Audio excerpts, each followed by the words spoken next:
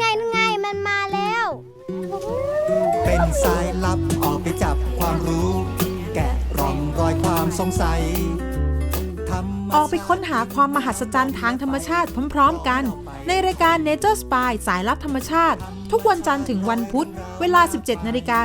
น.ทางไทย PBS Nature Spy สายลับธรรมชาติ